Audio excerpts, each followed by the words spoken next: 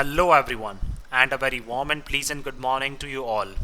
और मैं स्वागत करता हूं आप सभी का हमारे इस चैनल लर्निंग पर। और मैं आशा करता हूं कि आप सभी घर घर पर स्वस्थ होंगे और मस्त होंगे। सो व्यूवर्स, अगर आपको हमारा ये कंटेंट पसंद आता है तो आप ज़्यादा से ज़्यादा हमारे इस कंटेंट को लाइक और शेयर करें और हमारे इस पेज को सब्सक्राइब करना ना भूलें। आप हमसे हमारे टेलीग्राम चैनल पर भी जुड़ सकते हैं, जिसका लिंक हमारे डिस्क्रिप्शन बॉक्स में दिया हुआ है। वहाँ पर भी हम आप लोगों को डेली बेसिस पर हिंदी और इंग्लिश की वॉकेब्स प्रोवाइड करवाते हैं, जिससे आपके जितने भी ग्रामेटिकल कंसेप्ट्स हैं वो आपके क्लियर हो सकें और आपके जितने भी कॉम्पिटेटिव पर्पज़ हैं जैसे bank, SSC, UPSC, state PCSC, NDA या सीडीएस, वो सभी आपके साकार हो सकें। सो विजिट करना ना भूलें आप हमारे टेलीग्राम चैनल को। आज के इस एडिटोरियल को स्टार्ट करने से पहले, जो सैटरडे को हम लोगों ने एडिटोरियल डिस्कस किया था, उस बेसिस पर आप लोगों के लिए कुछ वर्ड्स हैं। उस दिन हम लोगों ने कुछ वर्ड्स डिस्कस किए थे, जैसे एक था हमारा फार रीचिंग। जो पहला वर्ड है हमारा वो है फार रीचिंग। दूसरा जो वर्ड है हमारा वो है फ्रीबी। दूसरा जो वर्ड है वो है फ्रीबी। और तीसरा जो वर्ड है हमारा वो है पिलफरेज। तीसरा जो वर्ड है वो कौन सा है? पिलफरेज। सो फार रीचिंग, फ्रीबी और पिलफरेज, ये आपको ये बताना है कि ग्रामर के कौन से कंसेप्ट से आते हैं और इनसे एक एक सेंटेंस फ्रेम करके आपको हमें कमेंट बॉक्स में लिखकर जवाब देना है। और हम भी हमारे जब एडिटोरियल के एंड में क्या है, इनसे एक एक सेंटेंस जो है मैं आपको फ्रेम करके बताऊंगा। लेकिन आप भी अपने लेवल पे क्या करें, कोशिश ज़रूर करें।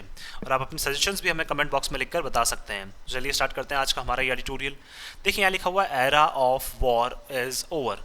एरा भी क्या है? हमारा नाउन है, ऑफ प्रेपोजिशन है, वॉर भी हमारा नाउन है, इज हमारी वर्ब है, और ओवर देखिए जनरली ओवर क्या होता है? एक प्रेपोजिशन होता है, बट यहाँ पे क्या है? ये हमारा एक एडजेक्टिव है। देखिए एरा, एरा का मतलब बोल सकते हैं एक टाइम पीरियड, एक समय जो है, एक काल जो है किसका? युद्ध का। वो क्या हो चुका है? खत्म हो चुका है। ओवर का मतलब फिनिश्ड, वो खत्म हो चुका है। तो ध्यान रखिए ओवर यहाँ पे क्या है? एडजेक्टिव है। India did well to caution Vladimir Putin over the Ukraine war. देखिए इंडिया ने क्या किया? काफ़ी अच्छा किया। 2+V1, देखिए क्या करके? आगाह करके। किसको? व्लादिमीर पुतिन, जो रशियन प्रेसिडेंट हैं मिस्टर व्लादिमीर पुतिन, उनको आगाह करके क्या किया? इंडिया ने अच्छा किया। ओवर किसके ऊपर? यूक्रेन वॉर के ऊपर। अब देखिए ओवर यहाँ पे क्या है? प्रेपोजिशन है, और ओवर यहाँ पे क्या है? एडजेक्टिव है। तो ये चीज़ ध्यान रखिए, ठीक है। तो इंडिया ने क्या किया? काफ़ी अच्छा किया। और 2+V1 क्या हो जाएगा? हमारा ये इन्फिनेटिव हो जाएगा। तो इंडिया ने काफ़ी अच्छा किया व्लादिमीर पुतिन को आगाह करके, किसके बारे में? यूक्रेन वॉर के बारे में। तो चलिए आगे चलते हैं हम लोग। Compare to its relatively low key past. अगर देखिए बात करें हम लोग, कंपेयर करें, दैट मीन्स अगर हम लोग तुलना करें, रिलेटिवली का मतलब एक तुलनात्मक रूप से अगर हम लोग बात करें किसकी? लो की। लो की का मतलब बोलना चाहते हैं यहाँ पे ये जिसका इंपॉर्टेंस बहुत कम है। दैट मीन्स ये बात करना चाह रहे हैं पास्ट के टाइम की। तो पास्ट का टाइम का जो इंपॉर्टेंस है वो कम रहा है। किसके लिए बात करना चाह रहे हैं ये? The summit of the Shanghai cooperation organisations. देखिए एससीओ की जितनी भी मीटिंग्स हुई है अब तक, उन एससीओ की मीटिंग्स का क्या है? इतना ज़्यादा बोल सकते हैं हम लोग इंपॉर्टेंस नहीं रहा है, सिग्निफिकेंस नहीं रहा है। तो इसलिए बताना चाह रहे हैं कि जो पास्ट में क्या है, इनका जो इंपॉर्टेंस है वो काफ़ी कम रहा है। अगर उसके कंपैरिजन में हम लोग बात करें तो जो हाल ही में समिट हुई है, समिट का मतलब जो मीटिंग हुई है किसकी? Shanghai cooperation organisations council of heads of states in Samarkand. तो देखिए काउंसिल ऑफ हेड्स का मतलब क्या है? जो हेड्स हैं हर एक बोल सकते हैं हम लोग एससीओ में जितने भी ग्रुप्स हैं, तो जितने भी जो कंट्रीज़ हैं उन कंट्रीज़ के जो हेड्स हैं उन्हीं को क्या बोला जाता है? Council of heads. तो हेड्स ऑफ स्टेट का मतलब क्या हो जाएगा? उस पर्टिकुलर कंट्री के जो हेड्स हैं उनकी मीटिंग हुई है इन समरकांड। कहाँ पे? समरकांड में। took place in the crosshairs of international attention, in the international attention. तो देखिए ये जो मीटिंग हुई है वो टुक प्लेस का मतलब ये मीटिंग बोल सकते हैं हम लोग होल्ड हुई है या आयोजित हुई है in the cross hairs. Cross hairs का मतलब टारगेट रखा गया है किसको? इंटरनेशनल अटेंशन को। इंटरनेशनल अटेंशन का मतलब बोल सकते हैं अंतर्राष्ट्रीय जो मुद्दे हैं उनको क्या किया गया है? इसमें टारगेट किया गया है। अब अंतर्राष्ट्रीय मुद्दे ऐसे कौन से हैं जिनको टारगेट किया गया है, ये हमें आगे एडिटोरियल में पता चल जाएगा हमें। तो अटेंशन नाउन हो जाएगा, इंटरनेशनल हमारा यहाँ पे एडजेक्टिव हो जाएगा। चलिए आगे चलते हैं हम लोग। अपार्ट फ्रॉम द एससीओज new agreements on regional engagement. अब देखिए अपार्ट फ्रॉम का मतलब बोल सकते हैं किसके अलावा। तो एससीओ ने क्या किए? हाल ही में नए नए जो बोल सकते हैं समझौते किए हैं किसके ऊपर? Regional engagement. रीजनल एंगेजमेंट का मतलब हर एक रीजन जो है, हर एक क्षेत्र के जो लोग हैं, या फिर बोलना चाहते हैं हर एक जो एक दूसरी जो कंट्रीज़ हैं उनके जो रीजन्स हैं उनके बीच में किस तरह से जो एंगेजमेंट्स हैं या किस तरह से उनके बीच में डिस्कशंस को बढ़ाया जाए। तो इससे रिलेटेड क्या है? वहाँ पर नए नए एग्रीमेंट्स हुए हैं तो इसके अलावा, तो अपार्ट फ्रॉम का मतलब इसके अलावा और क्या हुआ है नए एग्रीमेंट्स के अलावा वहाँ पे, तो एग्रीमेंट्स नाउन, न्यू हमारा एडजेक्टिव हो जाएगा यहाँ पे। Discussions among the 8 members including for central Asian की एशियन स्टेट्स। तो देखिए वहाँ पे डिस्कशंस भी हुए हैं अमंग द 8 मेंबर्स। कितने मेंबर्स हैं एससीओ में? 8 मेंबर्स हैं। अगर देखिए 2 मेंबर्स होते तो हम लोग यहाँ पे यूज़ करते बिटवीन, लेकिन अमंग यूज़ किया, दैट मीन्स कितने मेंबर्स हैं? 2 से ज़्यादा हैं। तो 8 मेंबर्स के बीच में क्या हुआ? वहाँ पे डिस्कशन हुआ। तो मेंबर्स नाउन 8 हमारा adjective, including 4 central Asian states. और उसमें क्या है? 4 जो हमारी केंद्रीय जो एशियन स्टेट्स हैं, कौन कौन सी? Kazakhstan, Kyrgyzstan, Tajikistan and Uzbekistan. इन ये चारों स्टेट्स क्या है? हमारी सेंट्रल एशियन स्टेट्स हैं। इनके बीच में भी क्या हुआ? वहाँ पर डिस्कशंस हुआ है। तो 4 तो ये हैं, और 4 बाकी कौन कौन सी स्टेट्स अगर हम लोग बात करें यहाँ पे, जैसे इंडिया हो गया, पाकिस्तान हो गया, रशिया हो गया, तो ये भी क्या है? इसमें मुख्य रूप से क्या है? शामिल है। Focused on inducting Iran as a member. तो देखिए इन 8 मेंबर्स ने क्या किया? डिस्कस किया कि हमें फोकस करना चाहिए, ध्यान केंद्रित करना चाहिए, इंडक्टिंग का मतलब शामिल करने के लिए, किसको? ईरान को एक मेंबर के रूप में क्या है? हमें शामिल करने के बारे में सोचना चाहिए। तो 8 मेंबर्स ने क्या किया? वहाँ पे डिस्कशन किया इस बारे में कि क्या है, हमको जो 8 कंट्रीज हैं, हमें ये सोचना चाहिए कि किस तरीके से ईरान को इन्वॉल्व किया जाए एक मेंबर के रूप में। Broadening the SCO dialogue partners to west and south Asia. और किस तरह से हम लोग ब्रॉडनिंग का मतलब बढ़ा सकते हैं, किसको? एससीओ का जो हमारा डायलॉग होता है, शंघाई कोऑपरेशन ऑर्गेनाइजेशन का जो हमारी मीटिंग्स होती हैं, तो ऐसी इनके जो पार्टनर्स को हम किस तरह से वेस्ट रीजन की तरफ बढ़ा सकते हैं और साउथ एशिया की तरफ हम इनको बढ़ा सकते हैं। दैट मीन्स एससीओ का जो कॉपरेशन है वो किस तरीके से जो वेस्ट रीजन्स हैं उनकी तरफ बढ़ सकता है और साउथ एशिया की तरफ बढ़ सकता है, इस बारे में भी क्या है? हमें सोचना चाहिए। एंड ऑन ट्रेड, और व्यापार के ऊपर भी हमें सोचना चाहिए। टूरिज्म के ऊपर भी हमें सोचना चाहिए। And counter terrorism in the region, और जो क्या है हमारे यहाँ पे जो आतंकवाद फैल रहा है, उस आतंकवाद को काउंटर करने के लिए, उसको क्या है? जवाब देने के लिए, मुंह तोड़ जवाब देने के लिए क्या है? वो भी कहाँ पे? हमारे रीजन्स में। जिस जिस रीजन में क्या है आतंकवाद फैल रहा है, तो उसको प्रॉपरली जवाब देने के लिए भी क्या है? हमें एक दूसरे के साथ मिलकर आगे बढ़ना चाहिए। हाउएवर, फिर भी more focus was on the bilateral meetings. अब देखिए ये 8 कंट्रीज जो हैं वो एक साथ मिली हैं एससीओ में, लेकिन फिर भी क्या था? ज़्यादातर जो फोकस था, ज़्यादातर जो ध्यान था, वो किसके ऊपर था? Bilateral meetings. बायलैटरल मीटिंग्स का मतलब क्या है? 1 to 1 2 कंट्रीज की जो मीटिंग्स थी उनके ऊपर क्या था? ज़्यादा ध्यान था। ऐसा नहीं था कि 8 के 8 मेंबर्स एक साथ मिल रहे हैं। तो देखिए मिले तो जरूर हैं, लेकिन ज़्यादातर जो फोकस था वो ऐसे था, जैसे मान लीजिए इंडिया चाइना से मिल लिया, या फिर बोल सकते हैं पाकिस्तान जो है वो रशिया से मिल लिया। तो इस तरह से बायलैटरल मीटिंग्स के ऊपर क्या है? ज़्यादातर वहाँ पे ध्यान था। ऑन द साइडलाइंस, साइडलाइंस का मतलब क्या होता है? जैसे थोड़ा सा ब्रेक मिलता है किसी भी एक मीटिंग में, तो वहाँ पे जनरली जो मीटिंग्स होती हैं वो बायलैटरल लेवल पे होने लग जाती हैं। तो मीटिंग्स नाउन हो जाएगा, बायलैटरल हमारा एडजेक्टिव हो जाएगा। As this was the first such major conference. क्यों? क्योंकि देखिए ये क्या थी? पहली जो है वो एक काफ़ी एक महत्वपूर्ण जो है कॉन्फ्रेंस, एक मीटिंग थी, that Russian president Vladimir Putin attended. जो किसके? रशिया के जो प्रेसिडेंट है मिस्टर व्लादिमीर पुतिन, उन्होंने क्या की थी? अटेंड की थी। दैट मीन्स बोल सकते हैं हम लोग पहली क्या है? एक मेजर जो मीटिंग है वो रशियन प्रेसिडेंट जो है मिस्टर व्लादिमीर पुतिन, उन्होंने अटेंड की है। तो कॉन्फ्रेंस नाउन हो जाएगा, मेजर हमारा एडजेक्टिव हो जाएगा। सिंस द यूक्रेन वॉर, किसके बाद? यूक्रेन वॉर के बाद पहली ये मीटिंग है, पहली एक महत्वपूर्ण मीटिंग है जो किसने अटेंड की है? रशियन प्रेसिडेंट ने। as well as part of the first visit abroad by Chinese President Xi Jinping। और देखिए उसी के बाद अगर हम लोग बात करें as well as का मतलब इनके साथ साथ ही, तो देखिए ये पहली विजिट का पार्ट था जो किसमें? अब्रॉड में विजिट की गई थी। किसके द्वारा? चाइना के जो प्रेसिडेंट है, चाइनीज प्रेसिडेंट जो है मिस्टर शी जिनपिंग, उन्होंने भी क्या की थी? अपनी जो पहली विजिट की थी अब्रॉड में। दैट मीन्स ये पहली उनकी अब्रॉड की विजिट है। कब से? Since the covid pandemic. That means बात कर सकते हैं हम लोग कोविड-19 पैंडेमिक के बाद जो चाइनीज प्रेसिडेंट है मिस्टर शी जिनपिंग, वो भी किसी भी अब्रॉड की विजिट पे नहीं गए। तो पहली भी क्या थी उनकी? ये पहली जो है वो अब्रॉड विजिट का क्या था? ये पार्ट था। कौन सा? किसका? चाइनीज प्रेसिडेंट का। तो वो भी कोविड-19 के बाद से कहीं पे भी नहीं गए थे। एंड ताइवान टेंशंस, और क्या है? ताइवान में जो इनका मुद्दा चल रहा है, ताइवान में जो विवाद चल रहा है, और पैंडेमिक के बाद क्या है? जो चाइनीज प्रेसिडेंट है उनकी भी क्या है? ये बाहर किसी फॉरेन कंट्री में क्या है? पहली विजिट है ये। तो दोनों के लिए क्या है? काफ़ी एक इंपॉर्टेंट विजिट है बोल सकते हैं हम लोग। Prime minister Narendra Modi's attendance was equally meaningful. और उसी तरह से देखिए जो हमारे ऑनरेबल प्राइम मिनिस्टर है मिस्टर नरेंद्र मोदी, उनकी जो अटेंडेंस थी, उनकी जो उपस्थिति थी, वो भी क्या है? समान रूप से क्या थी? उसका भी काफ़ी बड़ा एक बोल सकते हैं हम लोग महत्व था, या उसका भी काफ़ी एक इंपॉर्टेंट बोल सकते हैं, उसका भी क्या है? अर्थ है। तो इक्वली क्या हो जाएगा हमारे यहाँ पे? एडवर्ब हो जाएगा। Given that it was the first time he met Mr. Putin since the war। क्योंकि देखिए पहली बार ऐसा हुआ है कि देखिए it was the first time का मतलब पहली बार ऐसा हुआ है वो मिले हैं किससे? मिस्टर पुतिन से मिले हैं। किसके बाद से? रशिया यूक्रेन वॉर के बाद पहली बार ऐसा हुआ है कि वो किससे मिले हैं? मिस्टर पुतिन से मिले हैं। And mister she since the stand of at the LAC इन 2020। और किससे? मिस्टर शी जिनपिंग से भी क्या है वो पहली बार मिले हैं। कब से? जब से स्टैंड ऑफ हुआ है, जब से क्या है भिड़ंत हुई है हमारी, कहाँ पे? हमारी दोनों की फोर्सेस की जो LAC के ऊपर भिड़ंत हुई थी इन 2020। कब? 2020। तो 2020 के बाद क्या है हम लोग बोल सकते हैं यहाँ पे मिस्टर शी जिनपिंग से भी क्या है हमारे जो ऑनरेबल प्राइम मिनिस्टर हैं वो पहली बार मिले हैं, और मिस्टर पुतिन से भी क्या है वॉर ब्रेकआउट होने के बाद भी क्या है ये पहली बार मिले हैं। This was also the first time he came face to face with Pakistan prime minister Shahbaz Sharif. और देखिए पहली बार ऐसा हुआ है, मतलब फर्स्ट टाइम ऐसा हुआ है कि वो क्या है फेस टू फेस आए हैं। दैट मीन्स बोल सकते हैं आमने सामने आए हैं। किसके साथ? पाकिस्तान के जो प्राइम मिनिस्टर है मिस्टर शहबाज शरीफ, उनके साथ क्या है बिल्कुल ये आमने सामने आए हैं। And speculation was rife. Speculation का मतलब अनुमान जो थे, राइफ का मतलब वो क्या है बिल्कुल कॉमन थे या फिर बहुत ज़्यादा फैले हुए थे। दैट मीन्स ऐसे अनुमान लगाए जा रहे थे, काफ़ी ज़्यादा एक अनुमान लगाए जा रहे थे।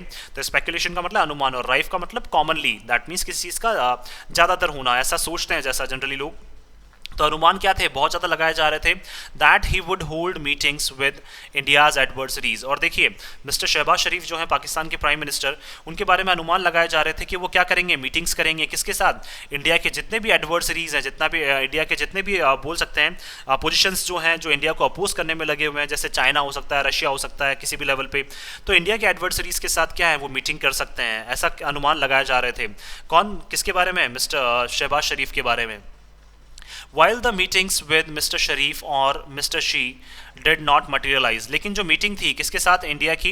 दैट मीन्स ये बात करना चाह रहे हैं इंडिया की जो मीटिंग थी मिस्टर शहबाज शरीफ के साथ वो भी नहीं हुई है, और मिस्टर शी के साथ क्या है मिस्टर शी जिनपिंग जो है चाइनीज़ प्रेसिडेंट, उनके साथ भी क्या है मटेरियलाइज का मतलब हैपन। दैट मीन्स होना। तो जो मीटिंग है जो हम लोग सोच रहे थे कि इंडिया की मीटिंग हो सकती है, मतलब पाकिस्तान के साथ भी मीटिंग हो सकती है और वहाँ पे क्या है रशिया के साथ भी मीटिंग हो सकती है, लेकिन इस तरह की चीज़ें वहाँ पे देखने को नहीं मिली है। Western Capitals focused on his Putin meeting.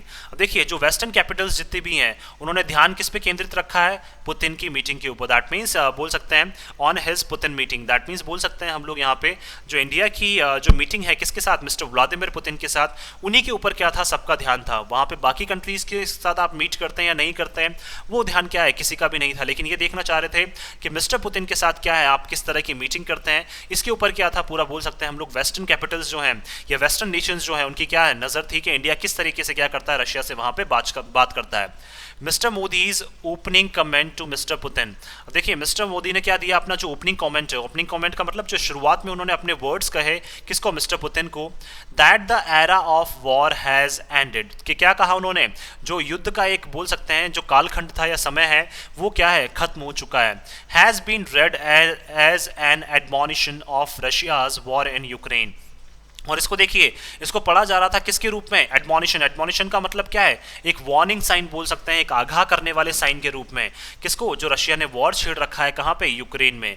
तो रशिया ने जो वॉर छेड़ रखा है यूक्रेन में उसी के तौर पर क्या है एक आगाह करने वाले साइन के रूप में या सतर्क करने वाले साइन के रूप में क्या है किसने? मिस्टर मोदी जो है उन्होंने किसके ऊपर? मिस्टर पुतिन जो है उनको क्या है साफ साफ कहा है कि क्या है the era of war has ended. जो युद्ध का समय है वो क्या हो चुका है? अब खत्म हो चुका है। दैट मीन्स अब हमें युद्ध लड़ने की जरूरत बिल्कुल भी नहीं है। तो हम बोल सकते हैं एक तरह से क्या किया उन्होंने? वॉर्न कर दिया है। किसको? रशिया को वॉर्न कर दिया है।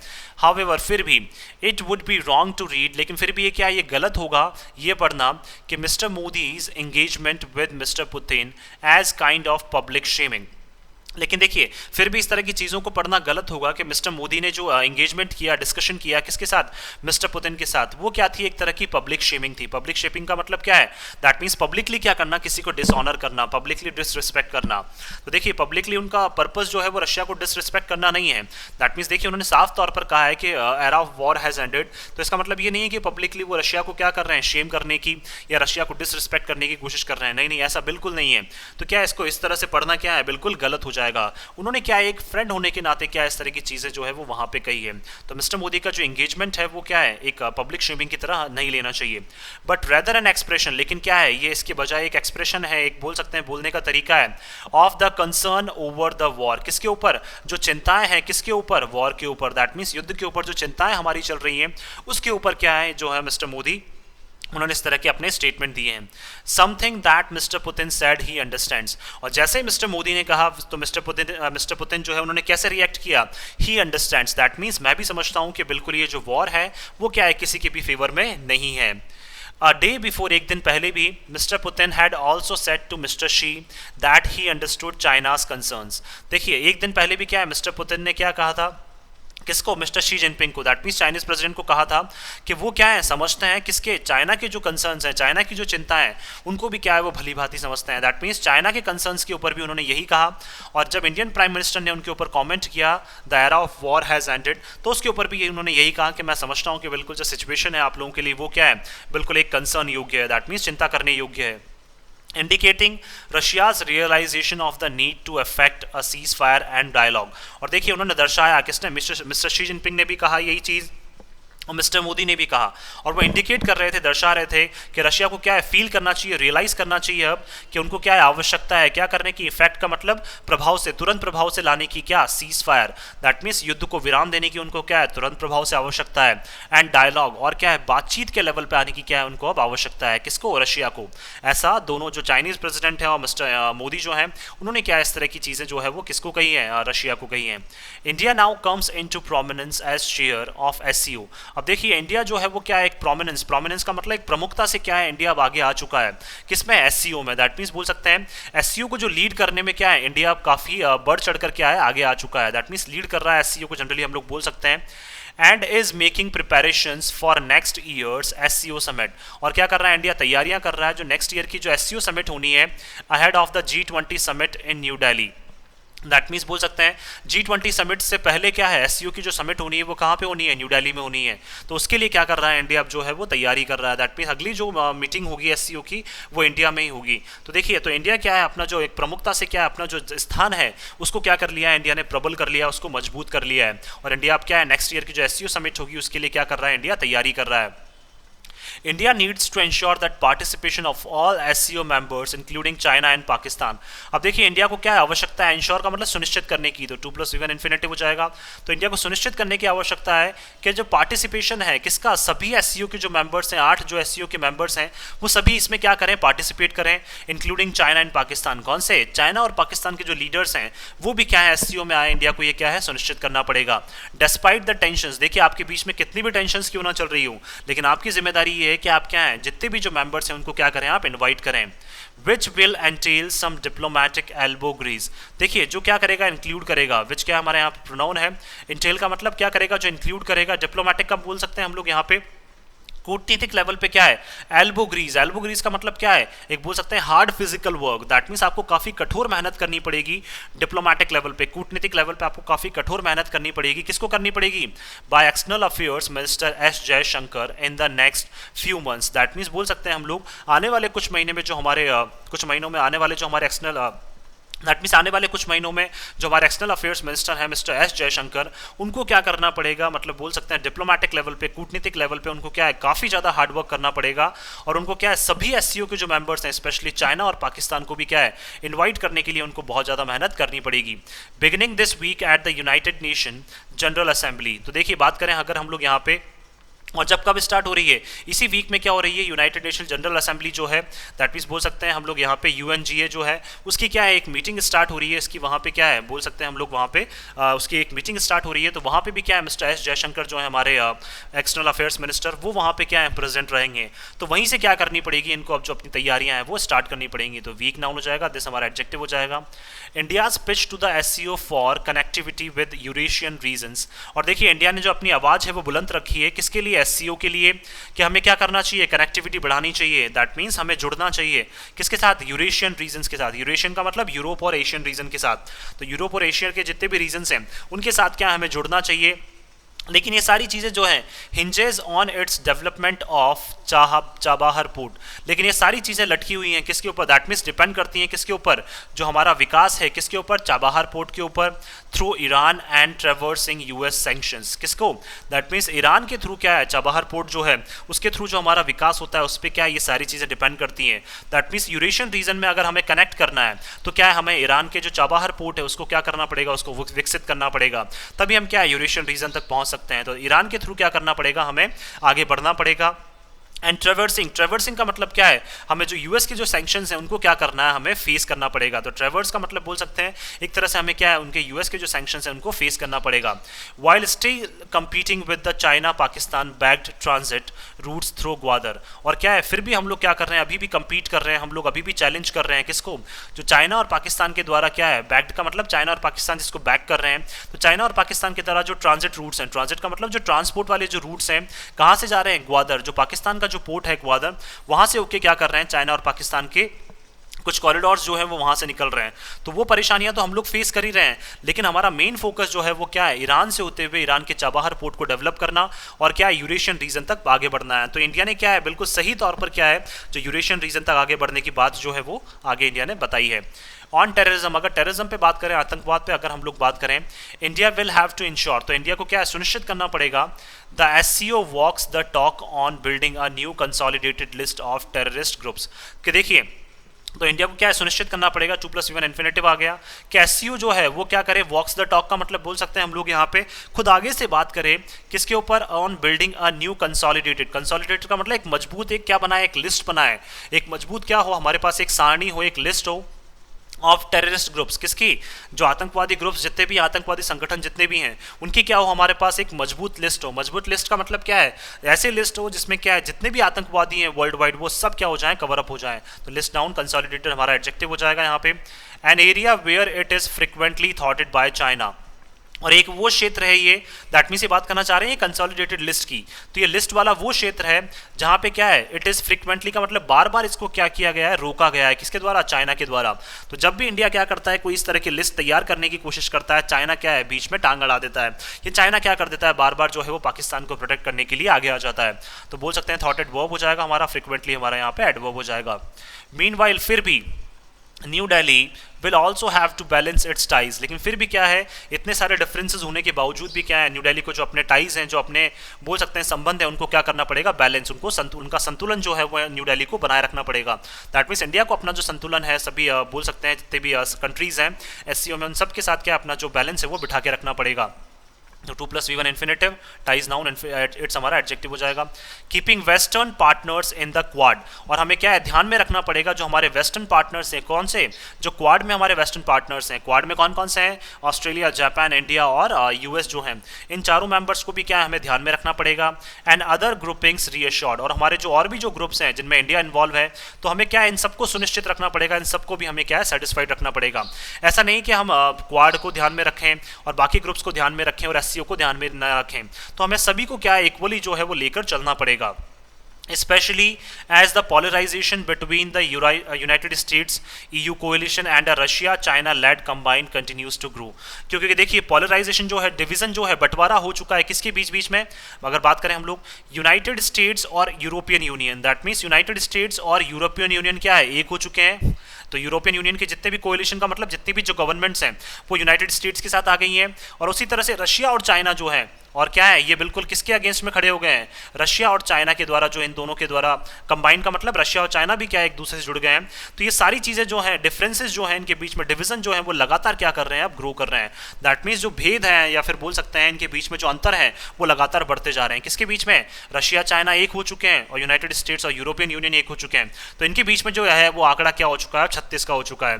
तो ये चीज़ें क्या है, लगातार जो है पोलराइजेशन का मतलब डिवीजन, तो जो बंटवारा है वो लगातार क्या है, बढ़ता जा रहा है, जो अंतर है इनमें वो लगातार बढ़ता जा रहा है। तो इन सब चीज़ों को भी क्या है, हमें ध्यान में रखना है, क्योंकि यूनाइटेड स्टेट्स के साथ भी, चाहे ईयू हो, चाहे क्या है चाइना हो, चाहे रशिया हो, हम सबके साथ क्या करना है, हमें रिलेशंस जो है वो हमारे हमें अच्छे बना के चलने हैं। तो इसीलिए क्या है, इंडिया को जो है वो सोच समझ के क्या करना पड़ेगा, यहाँ पे काम करना पड़ेगा। तो देखिए अब जो हम लोगों ने 3 वर्ड्स डिस्कस किए थे, फार रीचिंग, तो हम लोग बोल सकते हैं जो भी हम लोग आंसर यहाँ पे बात करें, अगर हम जो भी काम करते हैं उसके क्या होते हैं, जनरली फार रीचिंग कॉन्सिक्वेंसेज होते हैं। सो हम लोग बोल सकते हैं we have far reaching consequences of the act we do, that means जो भी काम हम लोग करते हैं उसके क्या होते हैं, हमारे पास फार रीचिंग का मतलब दूर दूर तक जो हम लोग बोल सकते हैं, दैट मीन्स काफ़ी आगे की जो हम लोग सोच के चलते हैं, तो वैसे कॉन्सिक्वेंसेज से परिणाम होते हैं जो भी काम हम लोग करते हैं उसके। सेकेंड हम लोग बात करें तो देखिए पॉलिटिशियंस ऑफन इन्वॉल्व, देखिए politicians often involve themselves in freebies and, देखिए freebies and बोल सकते हैं हम लोग यहाँ पे pilferage। देखिए बात करना चाह रहे हैं यहाँ पे कि देखिए फ्रीबीज जो हैं, तो देखिए हम बात कर सकते हैं यहाँ पे जो फ्रीबीज हैं तो उनके भी क्या कर रहे हैं यहाँ पे, सॉरी IEAC हो गए। देखिए पॉलिटिशियन ज़्यादातर के इन्वॉल्व रहते हैं किसमें, फ्रीबीज में। फ्रीबीज का मतलब फ्री में लोगों को चीज़ें बांटने में। एंड पिल्फरेज का मतलब क्या है, जो थोड़ा बहुत भी लाभ अगर कहीं से उनको मिल सकता है, तो इन सब में क्या है, जो पॉलिटिशियंस हैं वो जनरली क्या रहते हैं, इन्वॉल्व रहते हैं। तो हम लोग बोल सकते हैं फ्रीबीज का भी हमने यहाँ यूज़ कर लिया और पिल्फरेज को भी हमने यहाँ पे यूज़ कर लिया। सो इसी तरह से अब भी क्या करें, सेंटेंसेस बनाने की ज़्यादा से ज़्यादा कोशिश करें और हमारे कमेंट बॉक्स में आप लोग लगातार जो है वो अपने जो सेंटेंसेस है वो फ्रेम करके आप लोग लिखते रहें और हमारे इस चैनल को सब्सक्राइब करना आप ना भूलें। So thank you so much once again for your love and support.